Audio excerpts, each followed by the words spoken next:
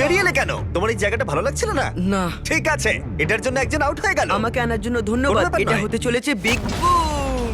এটা একটা last two leave video, তাই এখানে থাকা প্রত্যেক কন্টেস্ট্যান্টকে তাদের এই ছোট্ট সার্কেলের ভেতরেই ঘুমোতে হবে। কিন্তু জিওর মাথায় অন্য একটা প্ল্যান এসেছিল, আর যদি তোমরা আমার আগের ভিডিও দেখে থাকো তোমরা হয়তো জানবে ও কি করতে চলেছে।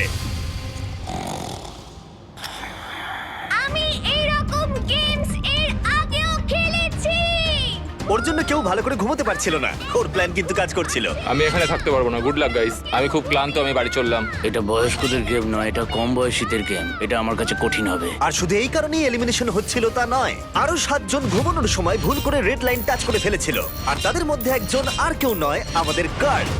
আমি ঘুম থেকে উঠলাম আর আমার পাটা রেড লাইনে টাচ হয়ে গেল। প্রথম রাত্রির শেষে 14 জন প্লেয়ার $5 লাখ জেতার সুযোগ হারালো, কিন্তু আরো এলিমিনেশন হবে পরের অল টাইম ফেভারিট গেমে। গার্ডস